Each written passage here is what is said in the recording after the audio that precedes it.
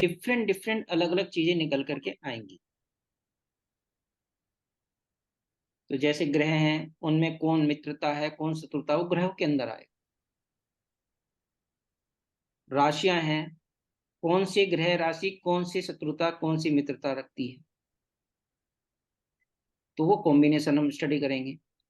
क्यों स्टडी करना जरूरी है? क्योंकि जब चार्ट आपके पास आएगा, जब आरकेपी चार्ट बनाएंगे, तो आरकेपी चार्ट बनाने से पहले मैं आप सबसे रिक्वेस्ट करूंगा कि आप अपना चार्ट लेकर के जरूर बैठें।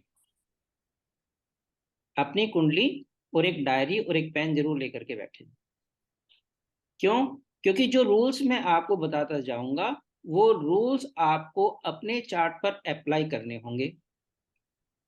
अगर वो अप्लाई नहीं हो रहे हैं आपके चार्ट पर, तब आप क्वेश्चन रेज करेंगे कि ये तो मेरे में नहीं हुआ। क्योंकि यूनिवर्सल रूल है, यूनिवर्सल ट्रूथ है ये, कि जो चीज बताऊंगा वो होगी उस चीज। तो इसलिए आप अपने चार्ट को लेके बैठेंगे। क्यों? आपने चार्ट को, आप अपनी लाइफ को बहुत अच्छे से जानते हैं। जब आप अपने चार्ट को स्टडी करेंगे, तब आपके सामने कोई भी चार्ट आ जाएगा, आप उसको कॉन्फिडेंट होकर के प्रिडिक्शन दे पाएंगे। और जब आप अपने बारे में कंफ्यूजन में रहेंगे, तो आप सामने वाले को प्रिडिक्शन नहीं दे पाएंगे। इसलिए हम सबसे अच्छा टेस्ट मटेरियल हैं अपने आप के लिए, क्योंकि हमको पता है हमारी लाइफ में कैसे घटा, कब घटा, किन कारणों से घटा, वो सब हमको मालूम। तो आरकेपी चार्ट को आप एक बेसिक कुंडली मान के चलिए कि जो आपका चार्ट है वही आरकेपी चार्ट है। आरकेपी चार्ट कैसे बनेगा उसके बारे में बाद में डिस्कस करेंगे। पर प्रारंभिक स्टेज पर, इनिशियल स्टेज पर, हम यह मान के चलते हैं कि जो आपका चार्ट है वही आपका आरकेपी चार्ट है, क्योंकि सेम ऐसा ही चार्ट बनेगा उस वक्त, वो उस पर्टिकुलर समय बनेगा। हम ये मान के चलते हैं कि जब आपका जन्म हुआ तब भी वो एक आरकेपी चार्ट था। हम उस टाइम के हिसाब से आपके चार्ट को डिस्कस करेंगे। तो अपने चार्ट को स्टडी करने के लिए हम सबसे पहले 12 भाव को लेकर के आएंगे। तो 12 भाव कौन कौन से होते हैं? किसी भी कुंडली में जो 12 भाव हैं, उन 12 भाव को भी देखिए 3 भागों में डिवाइड किया है। मेन 3 भागों, 12 भाव हैं, उनको 3 भागों में डिवाइड किया है। सर्वप्रथम केंद्र के भाव आते हैं। केंद्र के भाव कौन से हो गए? जब आप अपनी कुंडली देखेंगे, तो जो अंदर का डायमंड का शेप है, 1, 4 पहला घर, चौथा घर, 7वां घर, 10वां घर, ये डायमंड का जो अंदर का शेप है, ये आपके लिए केंद्र भाव कहलाता है। क्या कहलाता है जी? केंद्र भाव कहलाता है। और दूसरा भाव त्रिकोण का भाव होता है, जो 1, 5 और 9 को रिप्रेजेंट करता है।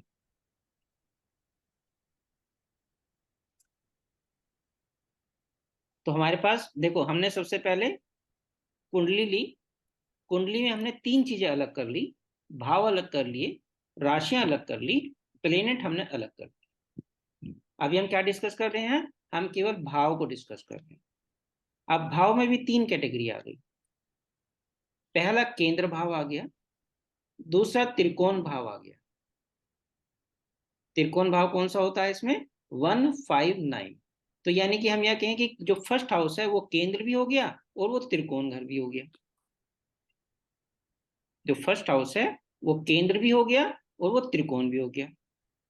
यानी कि सबसे ज्यादा इंपॉर्टेंट हाउस कौन सा हो गया आपकी कुंडली में? फर्स्ट हाउस आपकी कुंडली में सबसे ज्यादा इंपॉर्टेंट घर हो गया। अब तीसरे नंबर पर कौन से भाव? बाकी बचे भाव तीसरे नंबर पर आएंगे। कौन से बचे? सेकंड, थर्ड, 6, 8, 11, 12, ये सारे अदर भाव में हम लेके आते हैं। ये आरकेपी में अदर्स में लेके आते हैं। अगर हम प्राची पढ़ते हैं तो इनके भी सब डिविजन होते हैं आगे, परंतु आरकेपी में हम इसको अदर्स में लेके आएंगे। तो हमारे पास भाव के 3 कैटेगरी आ गई, केंद्र, त्रिकोण एंड अदर्स। अब इसमें जो केंद्र के भाव हैं,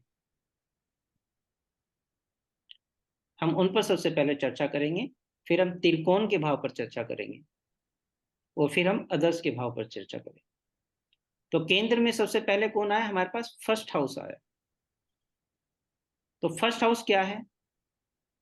जब किसी भी बच्चे का जन्म होता है और कुंडली बनाई जाती है, तो उस वक्त जो भी लग्न उदय हो रहा होता है, लग्न उदय का मतलब होता है कि उस वक्त जो भी राशि उदय हो रही होती है,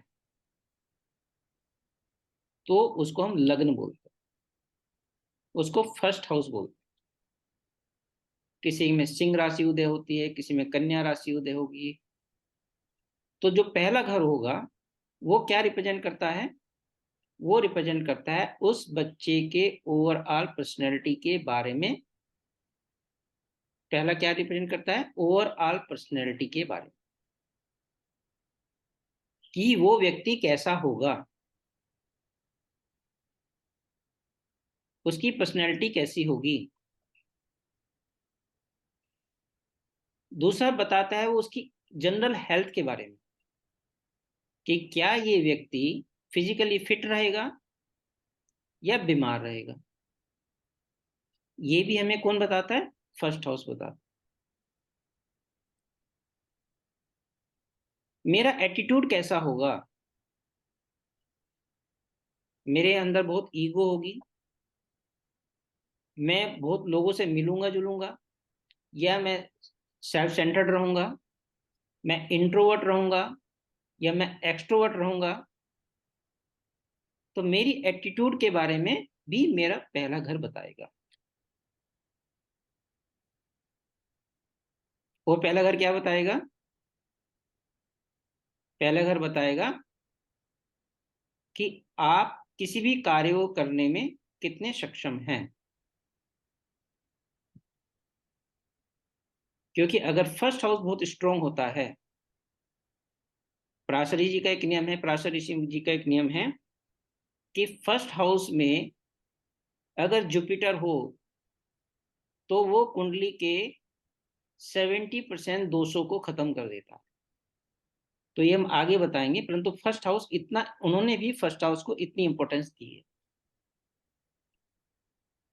क्योंकि फर्स्ट हाउस केंद्र का घर भी है, त्रिकोण का घर भी है। तो फर्स्ट हाउस अगर हम देखेंगे तो हम इन चीजों का, किसी का क्वेश्चन आता है, सपोज करो कोई आपके पास क्वेश्चन लेकर के आता है, मेरी तो हेल्थ ही ठीक नहीं रहती, मैं तो हमेशा थका थका सा रहता हूँ। तो आप क्या देखेंगे? आप फर्स्ट हाउस देखेंगे, क्योंकि फर्स्ट हाउस जनरल हेल्थ को रिप्रेजेंट करता है। कोई कहता है, किसी की वाइफ आकर के आती है, देखो ये तो अपने रिश्तेदारों में जाना ही पसंद नहीं करते, ये मेरे साथ कहीं जाते नहीं आते नहीं। तो क्या देखेंगे? First house. क्योंकि व्यक्ति की पर्सनैलिटी के बारे में डिस्क्रिप्शन हो रहा है, उसके एटीट्यूड के बारे में डिस्क्रिप्शन हो रहा है। तो यहाँ पर इन चीजों को समझना इसलिए जरूरी है कि सामने वाले ने जो क्वेश्चन किया है, उसके आधार पर क्या मैं राइट हाउस को आइडेंटिफाई कर रहा हूं कि नहीं कर रहा हूं। जैसे छठा घर बीमारी का होता है, वो कह रहा है कि मेरी हेल्थ ठीक नहीं रहती, और आपने छठा घर पकड़ लिया, क्योंकि बीमारी का घर छठा होता है। तो यहाँ मिस्टेक है। इसलिए जनरल हेल्थ की अगर बात हो रही है, अगर कोई स्पेसिफिक बीमारी की बात होती है, क्योंकि मैं अभी इमिडिएटली पहले से छठे पे क्यों कूद गया हूं, क्योंकि डिफ्रेंसिएशन होना बहुत जरूरी है। छठा घर बीमारी का होता है, पर अगर जनरल हेल्थ की बात हो रही है, थका थका सा महसूस होता है जी, ये मतलब थोड़ी सी लेजीनेस है, घर से उठने का मन ही नहीं करता है, लाइक दैट। तो ये सारी चीजें हम किससे देखेंगे? फर्स्ट हाउस से देखेंगे कि उसकी पर्सनैलिटी किस तरह की है, उस व्यक्ति का एटीट्यूड क्या है, वो लोगों से इंट्रोवर्ट है कि एक्सट्रोवर्ट है।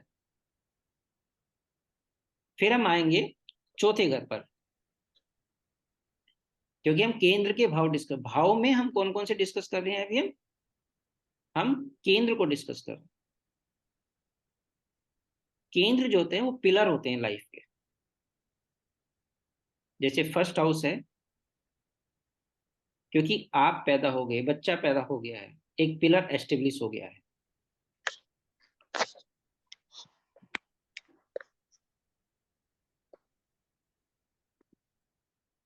और अब हम फोर्थ हाउस पे आते हैं, जो सेकंड पिलर। फोर्थ हाउस किसको रिप्रेजेंट करता है? फोर्थ हाउस रिप्रेजेंट करता है आपके सुख शांति को, मानसिक सुख शांति। अगर आप, कोई कहता है मैं बहुत मेंटली डिस्टर्ब रहता हूं, तो मानसिक सुख शांति के लिए आप कौन सा घर देखेंगे? आप फोर्थ हाउस देखेंगे। कोई व्यक्ति आपके पास आता है, आपने आरकेपी चार्ट बनाया, देखा फोर्थ हाउस बहुत ज्यादा डिस्टर्ब है, आप इमीडिएट समझाएंगे कि व्यक्ति का क्वेश्चन क्या है। तो फोर्थ हाउस किसका है? मानसिक सुख शांति। और वो मानसिक सुख शांति भी देखो फर्दर डिवाइडेड है, डोमेस्टिक अफेयर से रिलेटेड। मीन्स ये कई बार आप देखोगे व्यक्ति आपके क्वेश्चन लेकर के आते हैं कि जैसे ही मैं घर में घुसता हूं तो बहुत टेंशन में आ जाता हूँ, और जैसे ही घर से बाहर निकलता हूं तो बहुत अच्छा फील करता हूँ। तो यहाँ पर मानसिक सुख शांति, डोमेस्टिक मेंटल पीस की बात हो रही। और अगर व्यक्ति कहता है मैं घर से बाहर जाकर के डिस्टर्ब रहता हूं, तब आप फोर्थ हाउस नहीं देखेंगे। ठीक है, यहाँ पर डोमेस्टिक मेंटल पीस की बात हो रही है, वो हम किसे देखेंगे? फोर्थ हाउस से देखेंगे।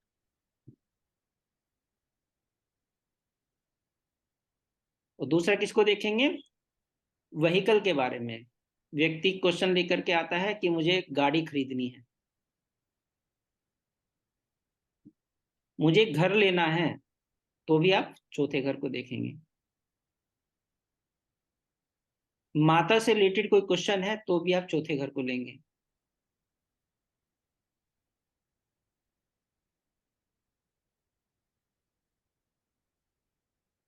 तो चौथे घर से हम इन सब चीजों को लेंगे, गाड़ी, वाहन, बंगला, माता, सुख, ये सारी चीजें हम चौथे घर से लेकर के चलेंगे। फिर हम आते हैं सेवेंथ हाउस पे। किसी भी घर, किसी भी हाउस के बहुत सारे एट्रीब्यूट्स होते हैं। मैं आपको एक कॉमन एट्रीब्यूट बता रहा हूँ, इनके अलावा और भी बहुत सारे होंगे, परंतु जनरल धीरे धीरे प्रैक्टिस में वो सब निकल के आ जाए। अब हम सेवेंथ पर आते हैं। केंद्र में सेवेंथ, तीसरा केंद्र का केंद्र हमारा, ये क्या है? यूनियन का घर है। अब यूनियन जो है, हस्बैंड वाइफ की भी यूनियन होती है, बिजनेस पार्टनर की भी यूनियन होती है। तो ये दोनों को रिप्रेजेंट करता है। मीन्स ये शादी को भी रिप्रेजेंट करता है, ये पार्टनरशिप को रिप्रेजेंट करता है, जो कि आपके बिजनेस में होती है।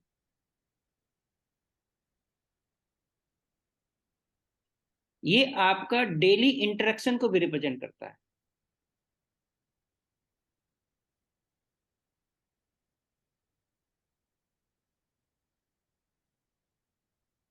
ये हमारा बिजनेस को, पार्टनर को, मैरिज को, यूनियन को, डेली इंटरेक्शन को सेवेंथ हाउस रिप्रेजेंट।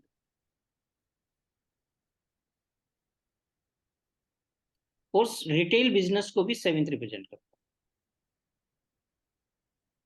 या कोई भी ऐसा बिजनेस जहां पर की डेली ट्रेडिंग होती हो, डेली इंटरेक्शन होता हो कस्टमर के साथ, जैसे ग्रोसरी की कोई शॉप होती है, इस तरह का जहां पर कि आप डेली बेसिस पर इंटरेक्शन कर रहे हैं, तो रिटेल बिजनेस को भी सेवेंथ हाउस रिप्रेजेंट करता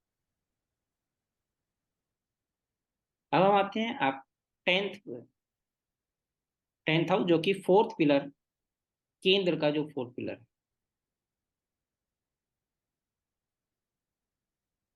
टेंथ किसको रिप्रेजेंट करता है? टेंथ आपके कर्मा को रिप्रेजेंट करता है। आपके कर्म, आप क्या काम करेंगे, वो टेंथ हाउस रिप्रेजेंट करता है। आपका स्टेटस क्या है, क्योंकि काम से ही स्टेटस बनता है।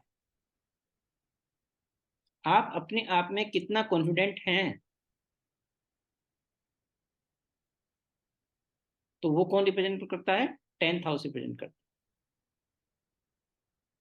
और स्टेटस ही ईगो को जन्म देती है। कई बार अगर 10th हाउस खराब होता है और उस व्यक्ति को उसके काम से रिलेटेड कुछ बोल दिया, उसको बहुत गुस्सा आ जाता है, उसकी ईगो पर लग जाती है, क्योंकि इसलिए 10th हाउस जो है आपका स्टेटस भी है।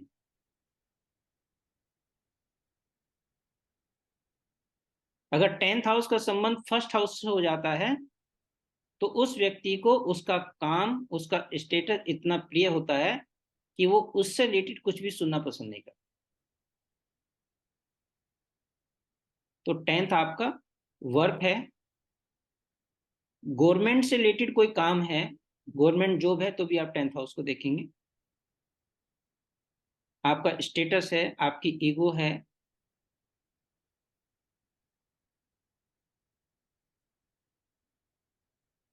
तो ये सब हम किससे देखेंगे? हम 10th से देखेंगे। तो ये बेसिकली हमारे भाव के केंद्र भाव आ गए। अब हम त्रिकोण के पर आते हैं। त्रिकोण में आते हैं हमारे first, fifth and ninth. First हम ऑलरेडी डिस्कस कर चुके हैं, क्योंकि उनको केंद्र का भी घर माना है और त्रिकोण का भी घर माना। फिफ्थ हाउस किस चीज का होता है? फिफ्थ हाउस होता है एजुकेशन का।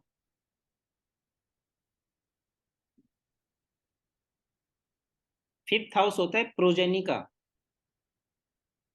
बच्चा होगा कि नहीं होगा, संतान का भाव, फिफ्थ भाव। आपकी हेल्थ इम्यूनिटी कैसी है, वो फिफ्थ हाउस बताएगा।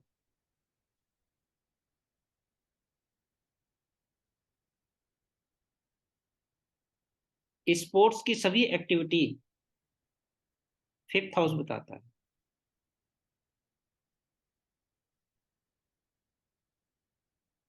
जितने भी खिलाड़ी होते हैं, सचिन तेंदुलकर, विराट कोहली, इन सब के में फिफ्थ हाउस बहुत स्ट्रांग होता है। आपका बच्चा है, गेम खेलना चाह रहा है, तो उस तरफ रुझान क्यों रहा है? जरूर उसमें फिफ्थ का हाथ होगा,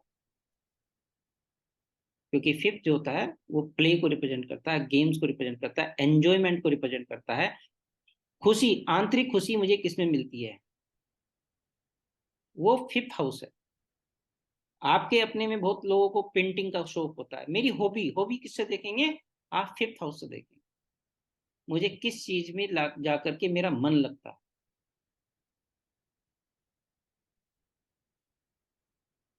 क्योंकि बेसिकली एंजॉयमेंट का हाउस है। जैसे चौथा घर सुख का है, भाई आपको वहां पर चीजों से सुख मिलेगा, परंतु आंतरिक सुख कहाँ से मिलेगा?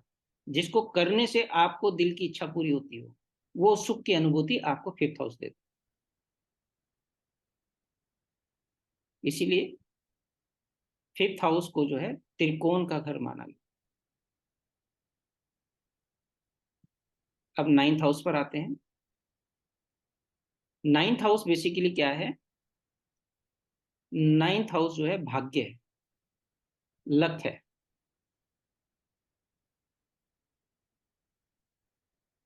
और नाइन्थ हाउस ही पिता का है। और नाइन्थ हाउस हायर एजुकेशन है, आपके गुरु हैं, टीचर है, हायर लर्निंग है।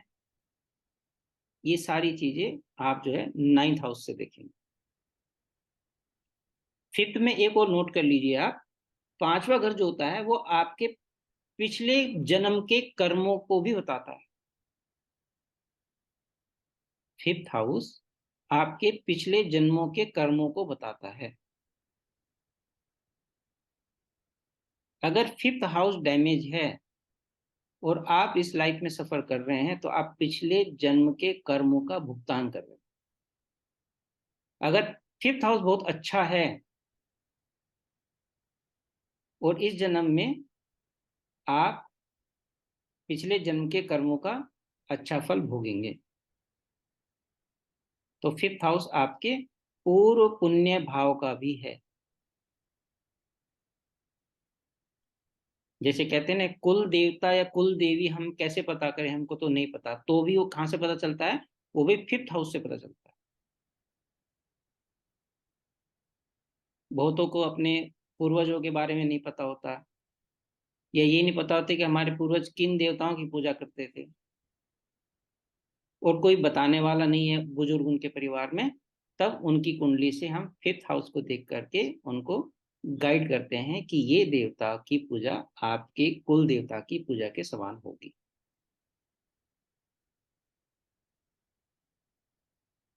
और नाइन्थ हाउस क्या है? नाइन्थ हाउस जैसे मैंने बताया, तो उसके साथ एक और उसमें ऐड कर लेंगे कि वो आपके पितरों का भी है।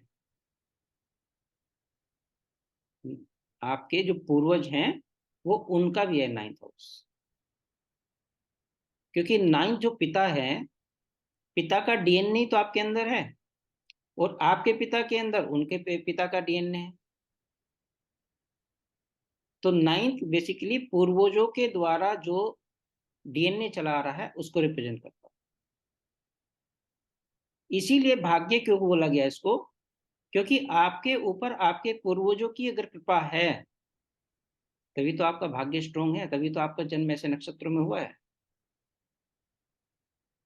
और अगर आपका नाइन्थ हाउस कमजोर है, इसका मतलब आपके में पूर्वजों की या पितरों की कृपा नहीं है, उसको आपको इस लाइफ में गेन करना पड़ेगा।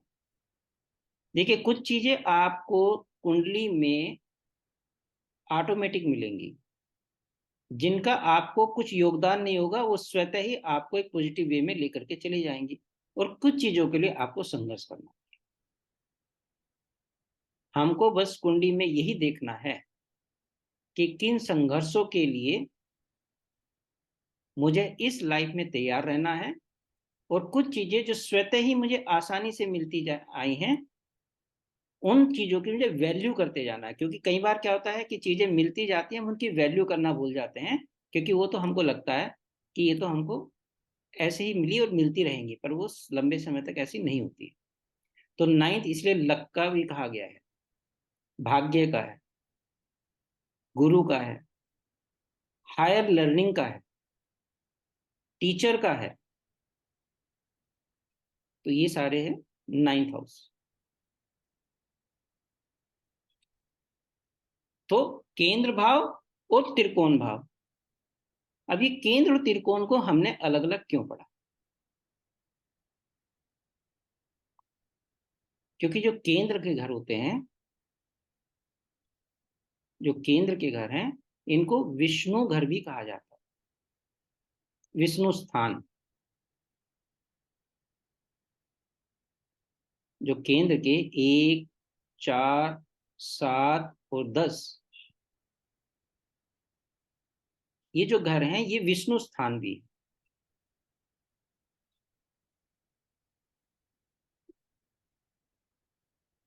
और 5 और 9 जो हैं, 1, 5 और 9, ये लक्ष्मी स्थान है।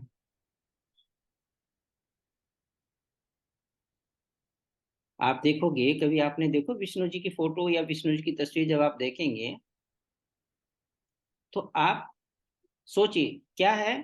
क्षीर सागर है, मतलब समुद्र है। ठीक है, इसको आप ध्यान से सुनिएगा, वो ये आपकी लाइफ के लिए बहुत इंपॉर्टेंट सूत्र है। आप भगवान विष्णु जी को देखते हैं तो क्षीर सागर में देखते हैं, सागर के अंदर लेटे हुए देखते हैं, और शेष नाग की शैया है, और लक्ष्मी जी उनके चरण दबा रही हैं। ठीक है, यही मोटा मोटी सिम्टम के रूप में आप देखते हैं। अब इसको इंटरप्रेट करते हैं।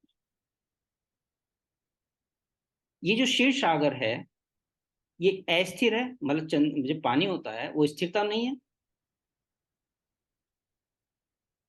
और विष्णु जी क्या है? जीवन है। तो यानी कि आप जो है जल तत्व से उत्पन्न हुए हैं। माता का गर्भ में पूरा जल के अंदर बच्चा पूरा रहता है। तो जल तत्व से ही जीवन उत्पन्न होता है। शेष नाग, मतलब नाग के अंदर क्या जहर है, ये जीवन धीरे धीरे अक्षय भी हो रहा है, धीरे धीरे ये जीवन खत्म भी हो रहा है। आपने जैसे जीवन लिया, एक दिन आपका कम हो गया, बच्चा पैदा हुआ, एक दिन कम हो गया उसका, 2 दिन कम हुए, तो धीरे धीरे वो जीवन खत्म भी हो रहा है। तो वो दिखा रहा है कि ये जीवन जो है अमृत समान नहीं है, यह आपके जहर के समान है जो धीरे धीरे खत्म हो रहा है। परंतु इस जीवन को चलाने के लिए लक्ष्मी की जरूरत पड़ेगी। इसलिए लक्ष्मी जी, क्योंकि विष्णु जो है जीवन है, लक्ष्मी जी उनके चरण के पास हैं। यानी कि आपको इस जीवन में लक्ष्मी की जरूरत पड़ेगी। बच्चा पैदा होते ही खाने की डिमांड आती है, दूध की डिमांड आती है, उससे होने से पहले ही बहुत सारी चीजों का खर्चा तैयार रहता है। तो लक्ष्मी पहले से ही मौजूद रहती है। और जब तक वो जीवन है तब तक पैसे की आपको जरूरत रहेगी।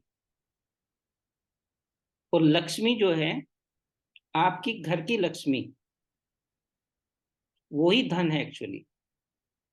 वो किसी भी रूप में हो सकती है, माँ बेटी के रूप में हो सकती है, बहन के रूप में हो सकती है, किसी भी रूप में हो सकती है। तो इस जीवन को चलाने के लिए अगर आपने इस बेसिक कंसेप्ट को समझ लिया, तब आप केंद्र और त्रिकोण के समझ लेंगे। क्योंकि केंद्र का संबंध, जैसे केंद्र विष्णु है और आपने पंचम नवम को लक्ष्मी जी को साध लिया। साध ले कैसे साध लेंगे? बहुत सारे के घरों में आपने देखा होगा लड़ाई झगड़े रहते हैं, केंद्र और त्रिकोण का संबंध ही नहीं बन पाता है। हस्बैंड वाइफ में अगर जहां ज्यादा डिफरेंस ओपिनियन होगा, आप उनकी कुंडली में देखोगे कि केंद्र और त्रिकोण का संबंध ही नहीं बन पाता है, या उनका फल नहीं मिल पाता। तो विष्णु जी को लक्ष्मी के साथ होना है, तभी जीवन यापन बहुत सुगमता से होगा। तो इसलिए आप केंद्र और त्रिकोण, तो केंद्र का जो है विष्णु जी हैं और त्रिकोण जो है वो लक्ष्मी जी हैं। इसीलिए जब भी केंद्र और त्रिकोण का संबंध आपस में हो जाता है, इसको विष्णु लक्ष्मी योग बोलते हैं। तो देखो हमने क्या पढ़ा? हमने पढ़ा कि हमारे पास कुंडली है, कुंडली में हमने भाव को अलग किया, ग्रहों को अलग किया, राशियों को अलग किया, भाव लिए, भाव के अंदर 3 कैटेगरी की, केंद्र भाव, त्रिकोण भाव और आदर्श भाव। केंद्र में हमने डिस्कस कर लिया, त्रिकोण का हमने डिस्कस कर लिया। केंद्र और त्रिकोण से रिलेटेड किसी का कोई डाउट है तो पूछ लें, फिर हम आदर्श भाव की डिस्कशन करेंगे। ठीक है। तो हम अगर आदर्श घर पर आते हैं, आदर्श भाव के ऊपर आते हैं। भाव को समझना इसलिए जरूरी है क्योंकि जो भी आपके पास आपकी अपनी कुंडली है, उसको आप एनालिसिस करेंगे तो आप इन इन घरों को देख करके करेंगे। अब हम सेकंड घर पर आते हैं। जो जो बाकी बचे आदर्श में, सेकंड हम लेकर के आते हैं। सेकंड कौन है? सेकंड जो होता है वो है आपका धन का घर। और कौन सा धन? धन 3 तरह के होते हैं। मेरा कमाया हुआ धन, मेरे लॉटरी सट्टे के द्वारा मिला हुआ धन, मुझे दहेज का मिला हुआ धन। ये कौन सा धन की बात कर रही है? हम इन सब धनों की बात नहीं कर रहे हैं। हम उस धन की बात कर रहे हैं जो आप अपने बैंक में रखते हैं, अपनी एफडी के रूप में रखते हैं, अपनी ज्वेलरी के रूप में रखते हैं। संचित धन की बेसिकली मैं बात कर रहा हूँ। Accumulated wealth. इसलिए धन की बहुत सारी कैटेगरी हैं। तो जब भी कोई कहता है कि मैं पैसे नहीं बचा पाता, तो आपका सीधा ध्यान जाना चाहिए सेकंड हाउस के ऊपर।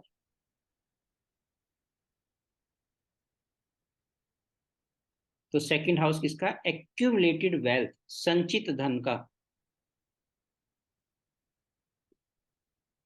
दूसरा किसका है? ये वाणी का है। आप किस प्रकार से वार्तालाप करेंगे, करते हैं अपने यार दोस्तों के साथ, अपने फैमिली के साथ। आपको गुस्सा आता है या बहुत सौम्य से बात करते हैं, बहुत आराम से बात, दूसरों को बहुत स्मूथिंग लगती है आपका बात करना, आपकी वाणी से दूसरे को बहुत अच्छा लगता है जब आप बात करते हैं। तो ये कहाँ से पता चलता है? ये सेकंड हाउस से पता चलेगा। और सेकंड हाउस से किसका पता चलेगा? ज्वेलरी का। आपको कहाँ से देखना है? जेम स्टोन, ज्वेलरी, ये कहाँ से देखेंगे? सेकंड हाउस से देखेंगे। कोई कहता है मुझे जेम स्टोन का व्यापार करना है, हम सेकंड हाउस पर नजर डालेंगे कि सेकंड हाउस क्या बताता है उसका। और सेकंड हाउस किसका है? खाने पीने का है। और बैंकिंग सर्विसेज का, बैंकिंग में कोई जो जॉब करते हैं, तो वो सेकंड है। तो सेकंड घर किसका हो गया? आपके एक्यूमुलेटेड वेल्थ का हो गया, आपकी ज्वेलरी का हो गया, आपके जेमस्टोन का हो गया, आपकी वाणी का हो गया, आपके फूड्स का हो गया, खाने पीने का हो गया। और सेकंड आपके फैमिली को भी रिप्रेजेंट करता है, फैमिली भी कुटुंब को रिप्रेजेंट करता है।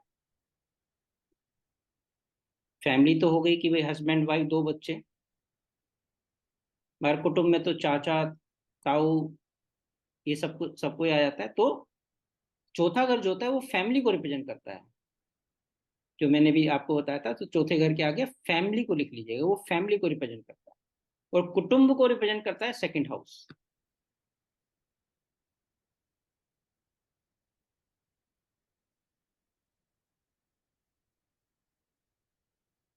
अब हम आते हैं थर्ड हाउस के ऊपर। थर्ड हाउस बेसिकली क्या है? थर्ड हाउस है कम्युनिकेशन। देखिए, एक तो होता है कि जैसे सेकंड घर जो होता है वाणी का होता है, मतलब आप कड़वा बोलेंगे, मीठा बोलेंगे, सूदिंग बोलेंगे, दूसरों को अच्छा लगेगा नहीं लगेगा। एक होता है कि मैं क्या बात करना पसंद करता हूँ, आगे नहीं करना पसंद करता हूँ, ये कम्युनिकेशन ब्रेक रखता हूँ, या मैं आगे किसी भी चीज को डील करना पसंद नहीं करता बातचीत के माध्यम से। तो ये कहाँ से देखेंगे? कम्युनिकेशन का पूरा घर आप थर्ड को लेंगे। ट्रांसपोर्टेशन, वो थर्ड हाउस है। कम्युनिकेशन, ट्रांसपोर्टेशन, कोई ट्रांसपोर्टेशन का काम करना चाहता है तो थर्ड हाउस को आप उसको देखेंगे। कोई टेलीकम्युनिकेशन का काम करना चाहता है, सिग्नलिंग का कोई काम करना चाहता है, कहाँ से देखेंगे? थर्ड हाउस से। और थर्ड हाउस आपकी विल पावर भी है, कि आपके अंदर क्या वो विल पावर है। थर्ड जो होता है छोटे भाई बहन का भी है, यंगर ब्रदर सिस्टर। जितने भी डॉक्यूमेंटेशन के काम हैं वो सब थर्ड हाउस में आएंगे।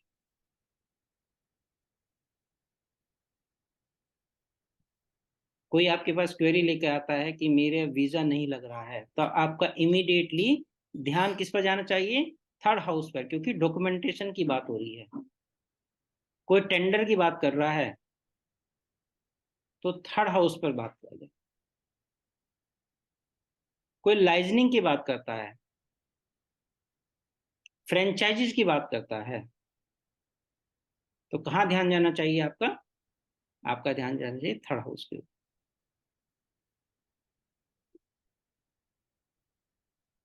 तो जितने भी लाइजनिंग के या कमीशन के काम होते हैं वो सब थर्ड हाउस से देखे जाते हैं।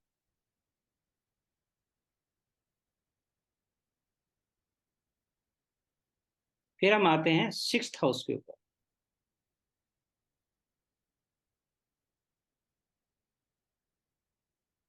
अब देखिए, सिक्स्थ हाउस रोग ऋण शत्रु, इन तीन चीजों को रिप्रेजेंट करता है। रोग, ऋण, शत्रु। अब देखिए, जहां रोग आ गया तो वहां डॉक्टर भी आएंगे। तो यानी कि छठा घर रोगी भी बताता है और डॉक्टर भी बताता है। ऋण, तो जहां कर्ज लेने वाले भी आते हैं तो कर्ज देने वाले भी छठा ही बताता है।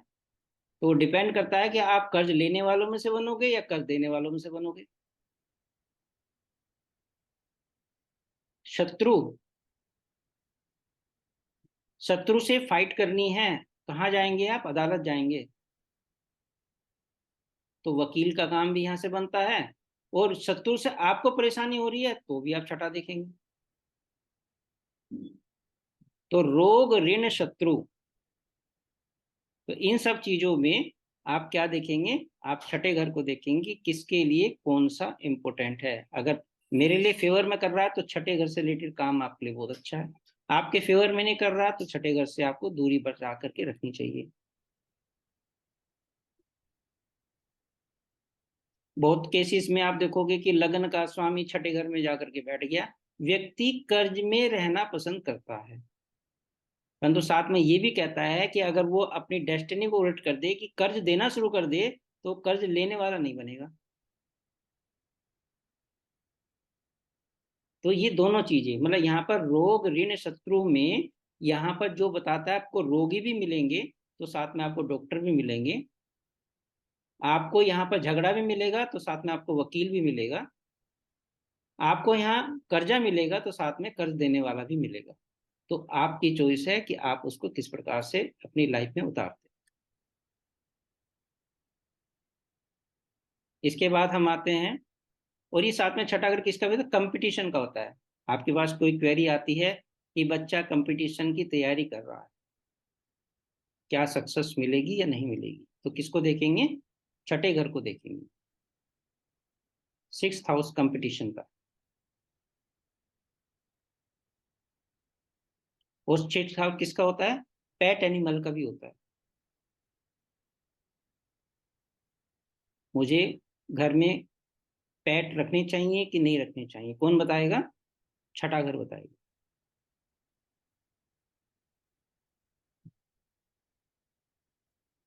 वो छठा घर बताता है आपके रूटीन को, मतलब रेगुलर रूटीन को,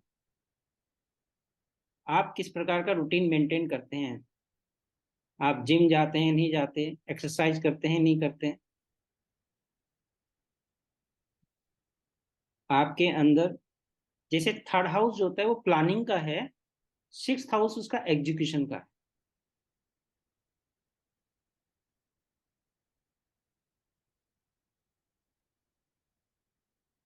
तो छठा घर इन सब चीजों को रिप्रेजेंट करता है। अब हम आते हैं आठवें घर पे।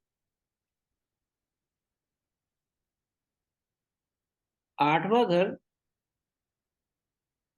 जो पेन एंड पीड़ा का है,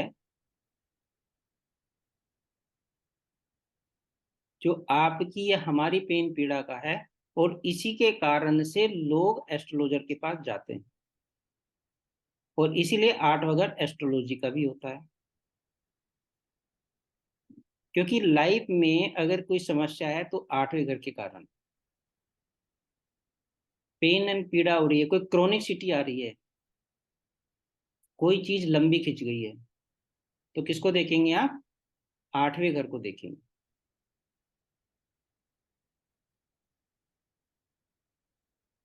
आठवां घर ही किस चीज का है? आठवां घर है डीप नॉलेज का।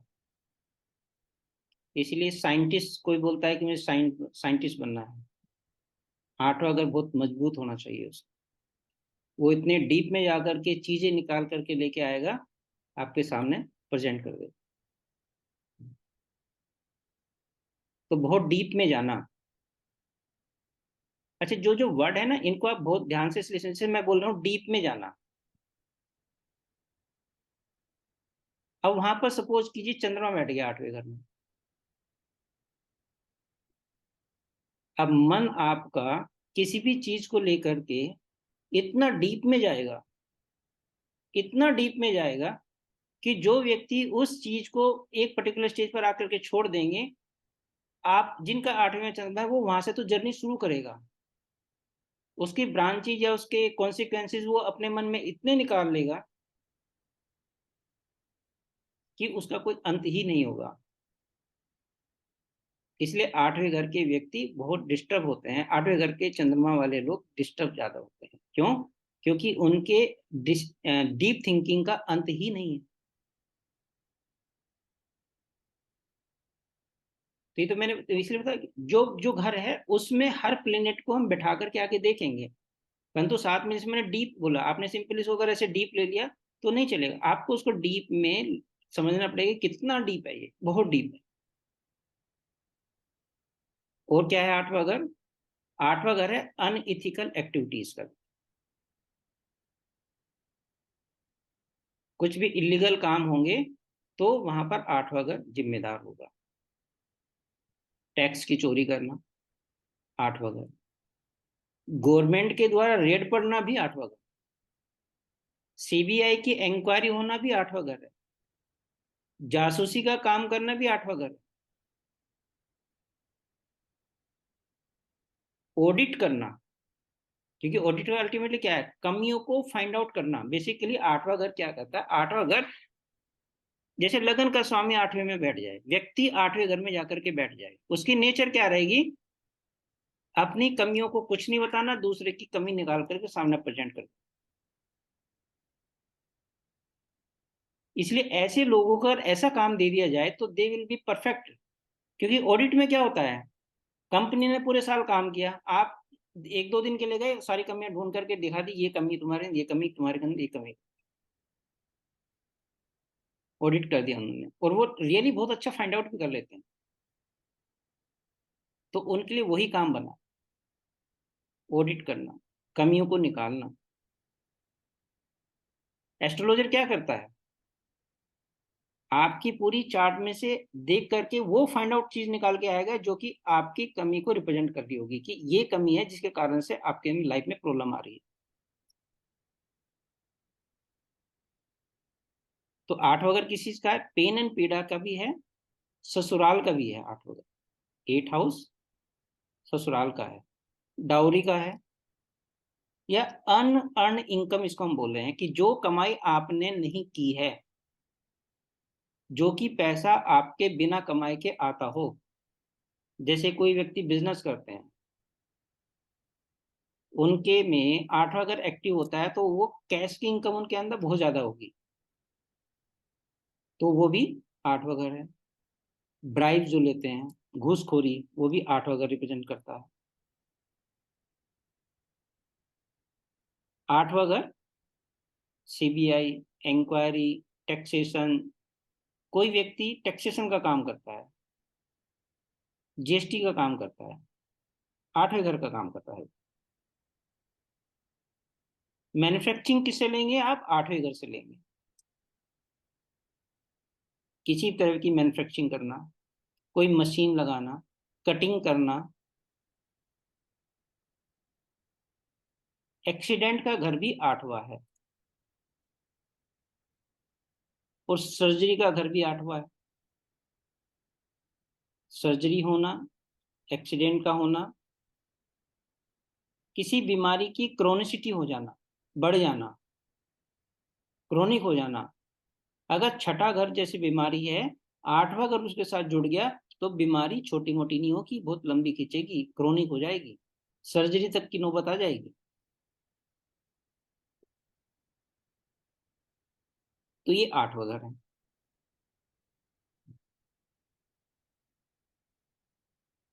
अब हम आते हैं 11th हाउस के ऊपर। 11th किस चीज का है, 11th है आपकी इनकम का।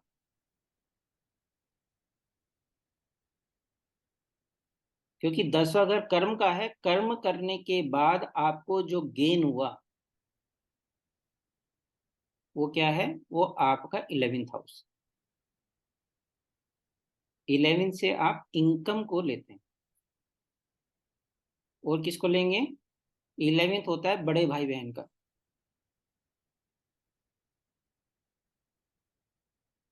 11th होता है आपके सामाजिक दायरे का, सोशल सर्किल का।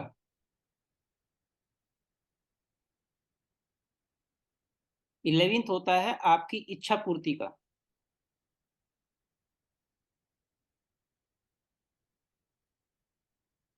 क्या मेरी इच्छा पूरी होगी, 11th घर जिस वक्त स्ट्रांग हो जाए, उस वक्त आपकी सारी इच्छाएं पूरी होंगी। बस आपको वो इच्छाएं सोचनी है, और उनके लिए प्रयासरत रहना है, वो आपकी इच्छा हो जाएगी।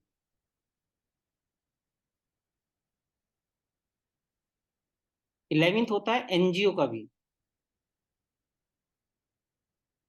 नॉन प्रॉफिटेबल जो भी ऑर्गेनाइजेशंस होती हैं, वो एनजीओ जो भी होती हैं, वो सब 11th हाउस रिप्रेजेंट करते हैं।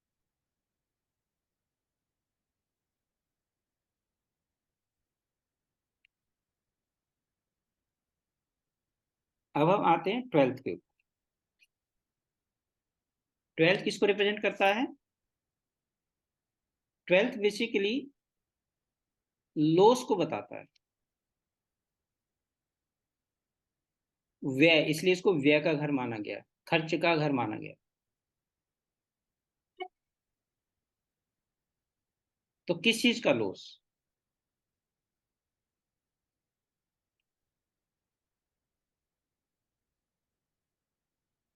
अगर हम कुंडली में देखते हैं तो चूंकि लगन से 12वां घर है, तो व्यक्ति का शारीरिक लॉस,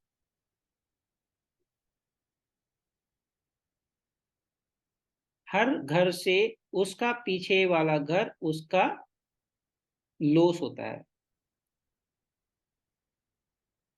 हर घर से 12वां घर उसका लॉस होता है। जैसे धन की लॉस की अगर हम बात करते हैं, तो सेकंड घर धन का हो गया, फर्स्ट हाउस उसका लॉस हो गया। प्रॉपर्टी की बात करते हैं, फोर्थ हाउस प्रॉपर्टी का हो गया, थर्ड हाउस उसका लॉस हो गया। लॉस का मतलब था उसको व्यय होना, हट जाना। और वे व्यय को समझने के लिए आप दो तरह से समझ सकते हैं।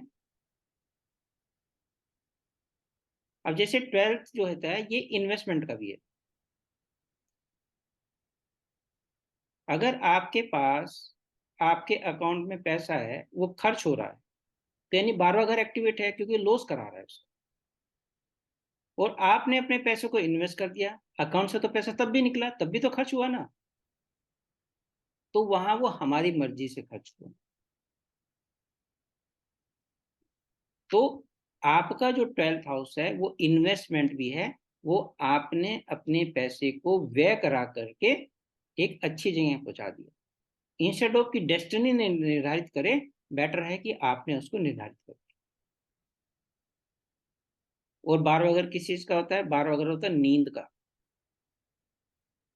अच्छी नींद का। क्योंकि 12वां घर क्या होता है? बेड कहलाता है। जो बेडरूम होता है वो 12वां घर कहलाता है। एक अच्छी नींद का घर भी 12वां। अब देखिए, अब 12वां घर नींद का होता है। अब 12वें घर में जुपिटर बैठ जाए, मतलब आप हस्बैंड वाइफ बिस्तर पर बैठ के धर्म कर्म की बातें करें।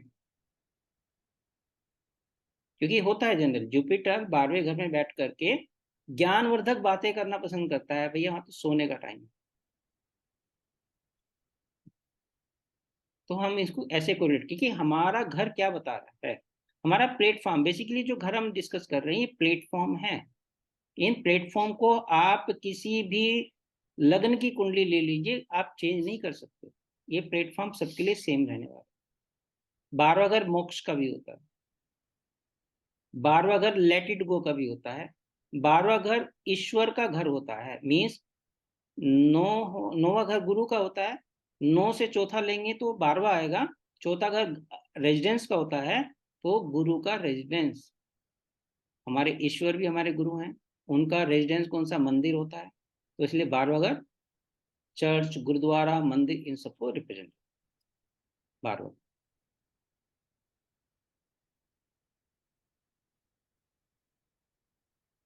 और 12वां घर चेंज को रिप्रेजेंट करता है।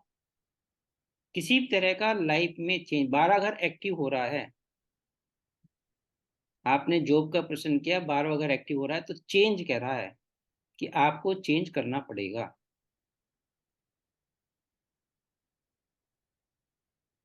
तो ये 12वां घर होता है। तो इस प्रकार से आपने देखा कि हमने बहुत सारे एट्रीब्यूट्स को डिस्कस किया है डिफरेंट डिफरेंट भावों में। तो 1 से लेकर के 12 भाव के हमने यहाँ पर डिस्कस किया है। 1 से 12 तक में अगर किसी को कोई क्वेरी है तो वो पूछें, फिर हम इसमें आगे बढ़ते हैं। मुझे पूछना है दीपक जी, जी जी कीर्ति जी। डिप्रेशन कहाँ से देखेंगे? डिप्रेशन हम 8 और 12 के कॉम्बिनेशन से देखेंगे। अच्छा जी, और फिफ्थ हाउस हमारे पूर्व जन्म के कर्म है, तो इसमें पाप और पुण्य दोनों आ जाएंगे? जी दोनों आएंगे, पाप और पुण्य दोनों आएंगे। अच्छा, और ये प्राणायाम कहाँ से आएगा? 12th से? कि 8 से? वो बेसिकली एक्सरसाइज है एक तरह की, तो वो 6 से देखा जाए। ओके, 6 से। एंड समाधि? समाधि? समाधि तो 12 से। समाधि 12 से, ठीक है। Thank you, thank you. तो बेसिकली हम जो भी भाव हम डिस्कस कर रहे हैं, एक एक भाव को हम और डीप में स्टडी करेंगे। उसका हम सबसे पहले प्रैक्टिकल वे में लेकर के लेते हैं। तो किसी भाव का मतलब ने आपने एट्रीब्यूट तो समझ लिया कि भाव एक्चुअल में क्या है, भाव के क्या क्या काम है। पहला भाव कोई भी हो सकता है, किसी की कुंडली किसी भी लग्न की हो सकती है। तो भाव से हमारा मतलब है कि जिसका पहला घर। अब ये बताइए, किसी को पहले घर की अगर मैं बात कर रहा हूं, तो पहले घर से आप कोई और तो नहीं समझ रहे।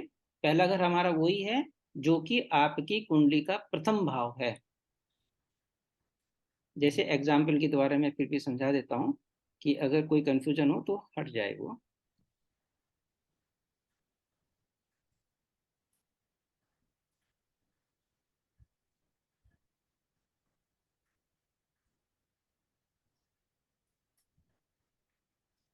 जैसे अगर मैं कोई एक चार्ट ले लिया मैंने,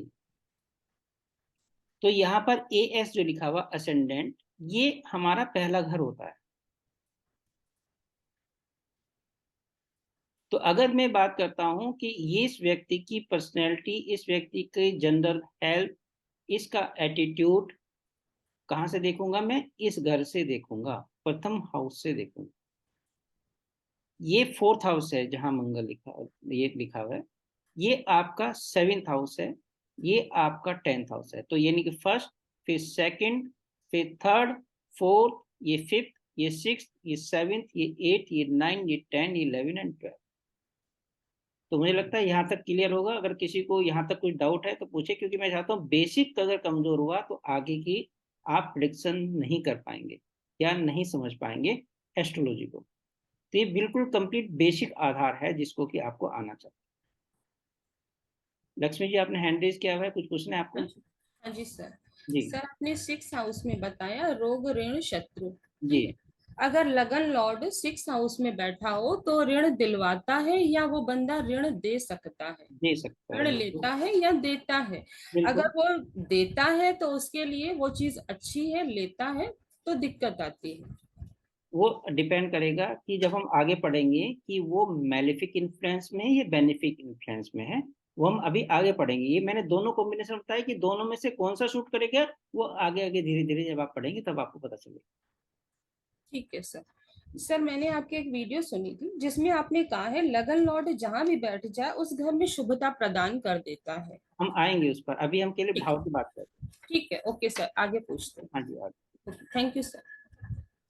अनुपम जी। हाँ सर, मुझे ये पूछना था कि हम जो ये ऑनलाइन एक्टिविटीज जैसे यूट्यूब हो गया या मान लीजिए अभी थर्ड हाउस। जी, वो सारी अ, जितने भी ऑनलाइन एक्टिविटीज होती हैं, जितना भी आप सोशल मीडिया का यूज करते हैं, वो हाँ, सब third house. Third house. Third house है उस चीज की। ओके, हाँ जी। ठीक है सर।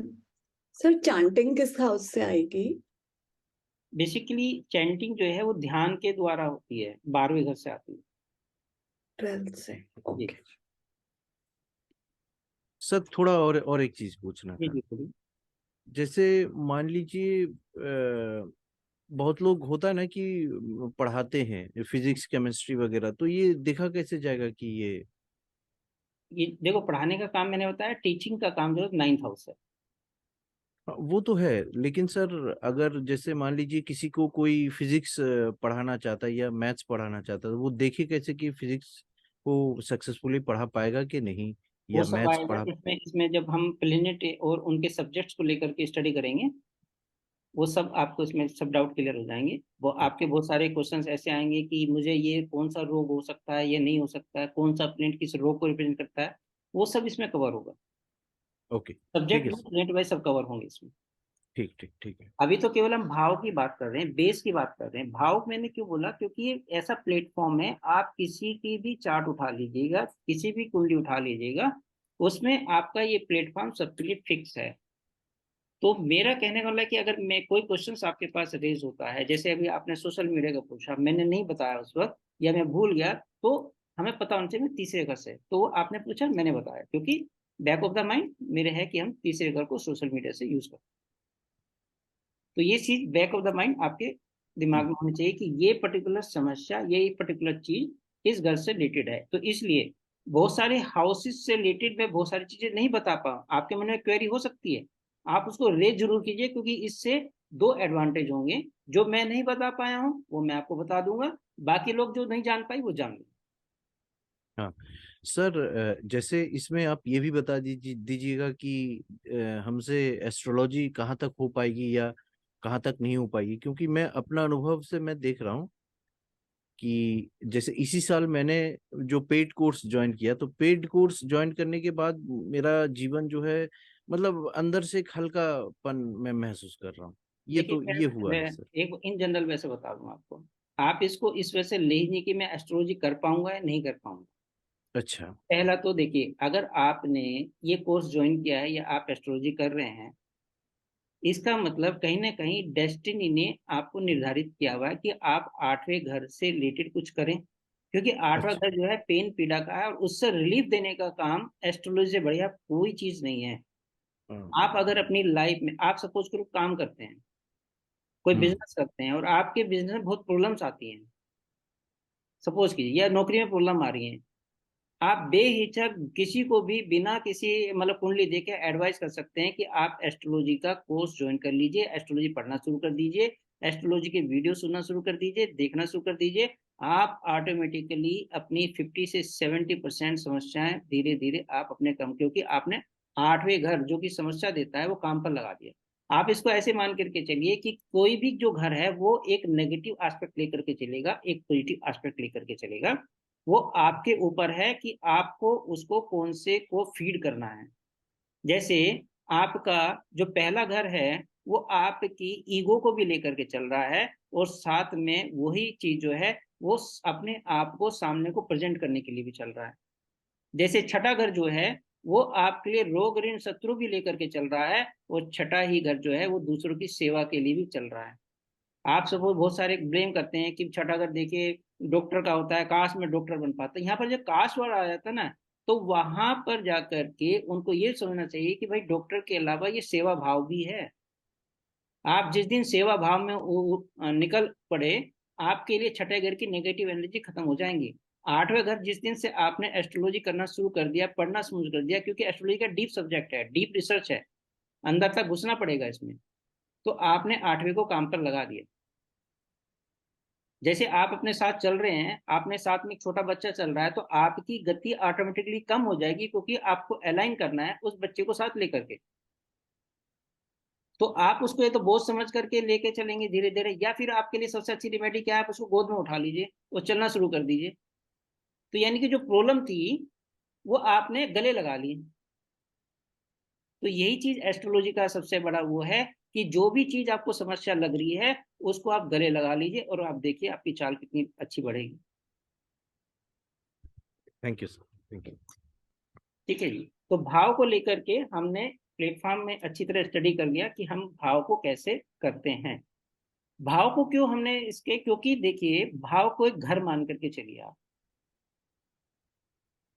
आपके पास जब भी कोई क्वेरी आएगी तो आप एक घर को मान के चलिए कि क्या इस घर की नींव मजबूत है। अगर उस किसी भी घर की नींव मजबूत है तो उस घर के अंदर जो कुछ भी चीजें हैं वो आपको रिजल्ट देंगी। जैसे पहला घर है या दूसरा घर है, किसी की क्वेरी आती है पैसे से रिलेटेड, आपने पहले घर को देखा, वो सेकंड घर को देखा, सेकंड घर बहुत मजबूत अवस्था में है। तो जब सेकंड घर बहुत मजबूत अवस्था में है, तब हम ये कहेंगे कि धन को मिलने का सोर्स, मतलब कि पैसा जो है ये जनरेट होगा ही होगा। अगर हम फोर्थ घर की बात करते हैं, फोर्थ घर बहुत मजबूत अवस्था में है, व्यक्ति प्रॉपर्टी की बात करता है, तो हम बोलेंगे कि प्रॉपर्टी आएगी ही आएगी। तो ये कैसे देखेंगे हम कि क्या मजबूत है और क्या वीक है, तो उसके लिए हमको प्लेनेट को स्टडी करना पड़ेगा। किसी भी घर को मजबूती से देखने के लिए या वीकनेस देखने के लिए हमें अब ग्रहों पर आना पड़ेगा, क्योंकि हमने पढ़ लिया कि ये पर्टिकुलर मेरा जो घर है ये मेरे इन इन चीजों को रिप्रेजेंट करता है। तो वो किस तरह से रिप्रेजेंट करता है, क्या मजबूत है क्या वीकनेस है, वो उसके लिए हमें प्लेनेट को स्टडी करना पड़ेगा। प्लेनेट की 3 कैटेगरी आएंगी। हमारे पास टोटल कितने प्लेनेट हैं? 9 प्लेनेट। तो इन 9 प्लेनेट की 3 कैटेगरी आई। सबसे पहले कैटेगरी है बेनिफिक प्लेनेट।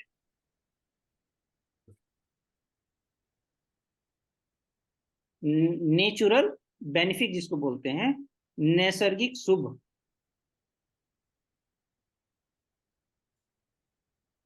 मतलब उनका नेचुरल गुण, वो कहते हैं ना कि एक जो करण थे वो दानी थे, कोई भी आ गया उनको दान किया उसने। तो अंदर नेचुरल गुण क्या था? बेनिफिक का था।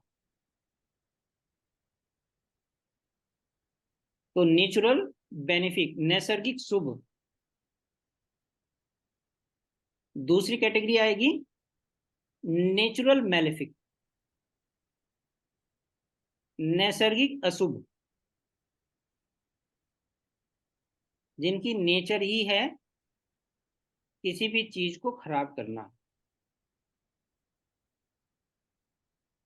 और तीसरी कैटेगरी आएगी न्यूट्रल।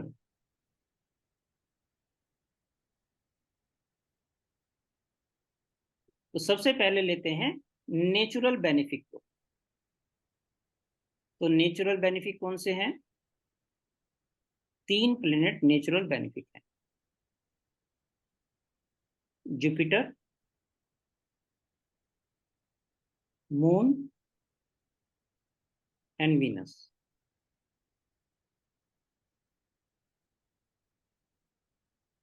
तो नेचुरल बेनिफिक जहां भी जिस घर में बैठ गए, उस घर की शुभता बढ़ा दी उन्होंने। इस चीज का आप ध्यान रखिएगा। आप यहाँ पर इस चीज से कंफ्यूज नहीं करेंगे कि ये केंद्र में है या त्रिकोण में है या आदर्श घर में है, आदर्श भाव में। यहाँ पर आप क्या देखेंगे कि भाव के अंदर अगर नेचुरल बेनिफिक प्लेनेट बैठ गए हैं तो उन्होंने उस भाव की नींव को मजबूत कर दिया, उसके पेड़ की जड़ को मजबूत कर दिया, उस घर की नींव, उस घर की जड़ को मजबूत कर दिया। किसी भी घर में बैठ जाएं मैलेफिक, वो बेनिफिक, सॉरी मैलेफिक नहीं, बेनिफिक। किसी भी घर में 1 से लेकर के 12वें घर में किसी में भी बेनिफिक प्लेनेट बैठ जाएं तो उस घर को मजबूती दे देंगे। सिंपल इतना फंडा आपको समझना है। और उनमें से कौन कौन से आ गए? Jupiter, moon and Venus. ये 3 प्लेनेट उस घर की नींव को मजबूत कर देंगे। साथ में बेनिफिक प्लेनेट का क्या काम होता है? जिस घर में बैठेंगे उस घर से रिलेटेड चीजों को आसानी से देंगे, आपको अवरोध ज्यादा नहीं कराएंगे। एक तो नींव को मजबूत कर देंगे, और साथ में उस घर से रिलेटेड जो चीजें मिलनी है उनको भी बहुत सौम्यता से, जैसे जुपिटर बैठ जाए, जुपिटर नॉलेज के माध्यम से आसानी से चीज दिला देंगे। चंद्रमा बैठ गए, आपके मन में वो इच्छा डेवलप हुई और आपके माता के आशीर्वाद से वो चीज मिल जाएगी। वीनस है, लग्जरी आसानी से मिलेगी आप। जिस घर से ये तीनों बैठ जाते हैं, मतलब ये आसानी से चीजों को देंगे।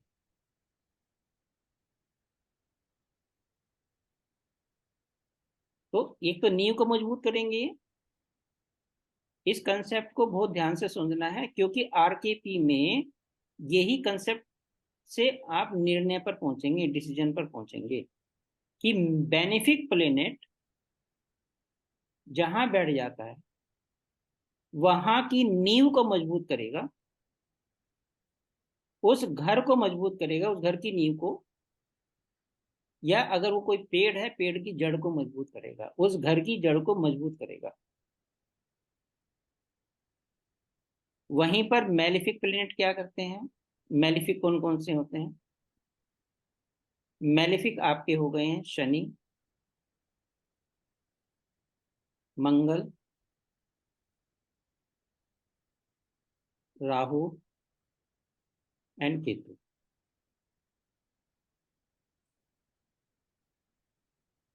शनि, मंगल, राहु एंड केतु। सर बुध किस में आएगा? अभी आते हैं। तो ये जो है, ये आपकी कुंडली में मेलेफिक हो गए। तो ये जहां बैठेंगे, जिस घर में बैठेंगे, वहां की नींव को कमजोर कर देंगे। उस घर के रिजल्ट आप आसानी से नहीं ले पाएंगे।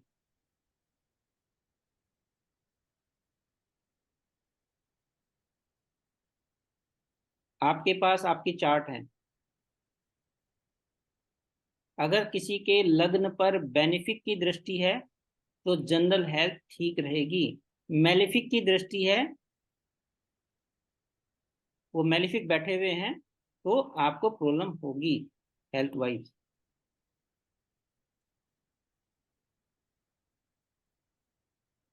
अगर आपके धन में सेकंड हाउस में मेलेफिक प्लेनेट बैठे हैं तो पैसे को जोड़ने में डिफिकल्टी आएंगी।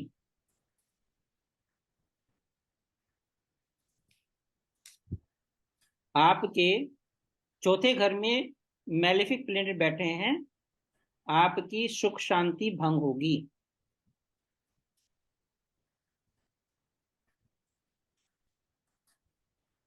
डोमेस्टिक अफेयर अफेक्टेड होगा। तो जिस प्रकार से बेनिफिक प्लेनेट किसी नींव को मजबूत करते हैं, साथ में उस घर से रिलेटेड चीजों को आसानी से दिलाते हैं, वैसे ही मेलेफिक प्लेनेट जिस घर में बैठते हैं वहां पर अवरोध पैदा शुरू कर देते हैं चीजों को दिलाने में, और साथ में उसकी नींव को कमजोर कर देते हैं। तो इस बेसिक कंसेप्ट को, मेलेफिक और बेनिफिक को, आप हमेशा याद रखें। अब आते हैं न्यूट्रल के ऊपर। मरकरी जो होते हैं वो न्यूट्रल होते हैं। अकेले होंगे तो बेनिफिक का काम करेंगे, परंतु अगर वो मेलेफिक के साथ हो गए तो वो मेलेफिक हो जाएंगे। बुध, इसीलिए बुध को थाली का बैंगन कहा गया है पराशरी। वो जिसके बेनिफिक के साथ होंगे तो बेनिफिक की तरह काम करने लगेंगे, मेलेफिक के साथ हैं तो मेलेफिक की तरह काम करने लगेंगे। यानी कि एक पर्टिकुलर हाउस में शनि बैठे हैं, साथ में मरकरी भी बैठ गए, अब यहाँ पर मरकरी मेलेफिक हो गए।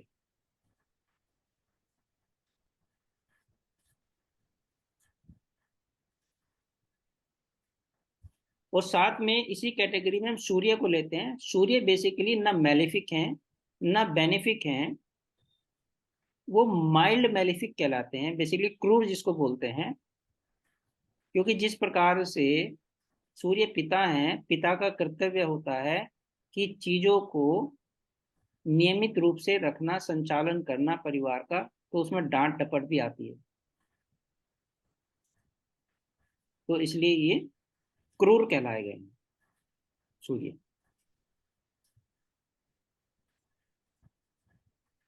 तो मेलेफिक, बेनिफिक और न्यूट्रल, क्रूर, इनको आप समझ लें कि इनका, अब इसमें 3 अपवाद हैं। बेनिफिक, मेलेफिक, न्यूट्रल में इन सब में 3 अपवाद हैं। क्या अपवाद हैं? लगन का लोड वो बेनिफिक हो, वो मैलिफिक हो, वो न्यूट्रल हो, वो क्रूर हो, वो हमेशा शुभ होगा।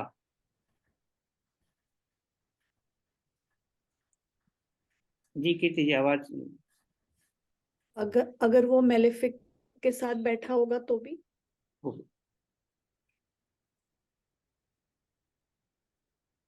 यहाँ सर ये सिर्फ आरकेपी के लिए कि नहीं, पराशरी ये भी ये जो नियम है ना, ये पूरे प्राचीरी के ही नियम है। ओके ठीक है सर। तो लगन का स्वामी वो आपका शनि बने, वो आपके मंगल बने, वो आपके जुपिटर बने, वो आपके सूर्य बने, कोई भी प्लेनेट बने, वो आपकी कुंडली में हमेशा शुभ होंगे। जहां बैठ जाएंगे वहां आपकी शुभता प्रदान करेंगे। तो ये अपवाद क्यों बोला? क्योंकि जैसे शनि मकर लगन और कुंभ लगन के लिए शनि लोड बन जाते हैं। तो पहला रूल क्या कहता है कि शनि मैलेफिक है, जहां बैठ जाएंगे वहां की चीजों को प्रॉब्लम करेंगे देने में। परंतु यहाँ अपवाद हो गए, क्योंकि जो पहला हाउस है वो न केवल विष्णु स्थान है, वो लक्ष्मी स्थान भी है। तो इसलिए लग्न लोड आपका शुभ हो जाएगा। पहला तो ये। दूसरा दूसरा अपवाद क्या है? अगर मैलेफिक प्लेनेट या क्रूर प्लेनेट अपने ही घर में बैठ जाते हैं तो वो शुभ हो जाएंगे, मतलब उस घर की हानि नहीं करें।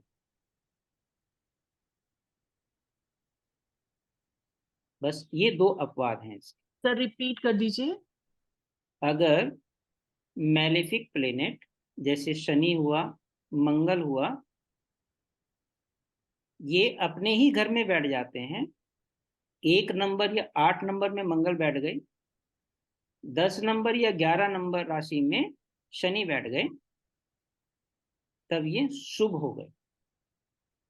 उस घर की हानि नहीं करेंगे, उस घर की नींव को मजबूत करेंगे, क्योंकि वो अपने ही घर में बैठे हुए।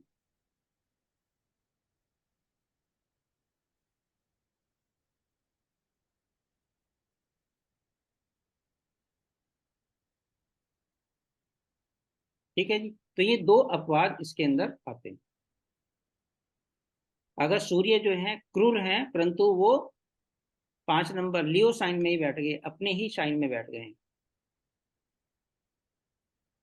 तब उन्होंने उस घर को मजबूती दे दी।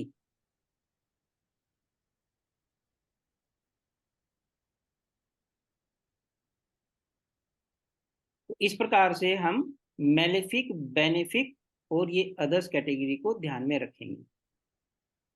तो इसके आधार पर हम देखते हैं कि क्या हमको कोई कुंडली हम ले लेते हैं आप लोगों में से किसी की, फिर हम उसके आधार पर लेते हैं। कोई अपनी कुंडली देना चाहेगा?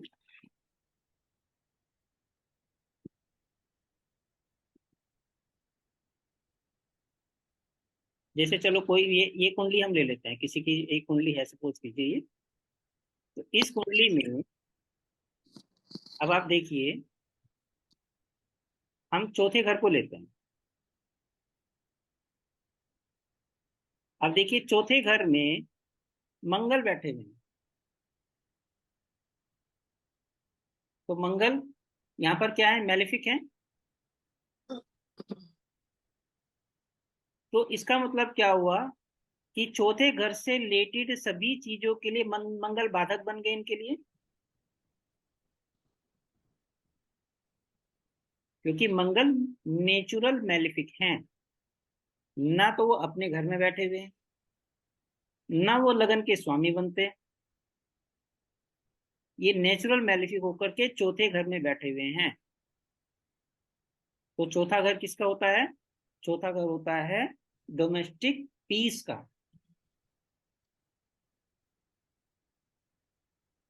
वो डोमेस्टिक पीस इस व्यक्ति को कभी नहीं मिली। घर से जहां जन्म स्थान, क्योंकि चौथा घर किसका होता है? जन्म स्थान का होता है। जन्म स्थान को छोड़ना पड़ा क्योंकि मंगल मैलेफिक है, वो वहां पर बैठ करके वो सब काम करेंगे जो कि मंगल मैलेफिक के रूप में कर सकते हैं। प्रॉपर्टी का डिस्प्यूट दिया क्योंकि मंगल की बेसिक नेचर क्या है? डिस्प्यूट करना, लड़ाई करना, झगड़े कराना। ठीक है, तो इस प्रकार से आप देखेंगे कि चार्ट के अंदर मैलेफिक प्लैनेट बैठ करके क्या काम करता है। इसी तरह से एक एग्जाम्पल हम बेनिफिक का ले लेते हैं। अब बेनिफिक का देखिए, इस कुंडली में पंचम घर देखिए, पांचवें घर में मरकरी वो वीनस बैठे हुए हैं। नेचुरल बेनिफिक, तो जड़ को मजबूत कर दिया। मरकरी चूंकि बेनिफिक के साथ बैठे हुए हैं तो मरकरी भी बेनिफिक हो गए, जुपिटर भी बेनिफिक हैं, केवल क्रूर यहाँ पर सूर्य है, तो इनको मैलेफिक नहीं बोलेंगे, इनको क्रूर बोलेंगे। तो 3 प्लेनेट ने इस घर की नींव को मजबूती प्रदान कर दी। तो 5वां घर कितना स्ट्रोंग हो गया। पीएमओ के अंदर, प्राइम मिनिस्टर ऑफिस के अंदर जितनी भी मैक्सिमम पेंटिंग्स लगी हुई हैं वो इन्हीं की लगी हुई है। 5वां घर किसका होता है? आर्टिस्ट का होता है।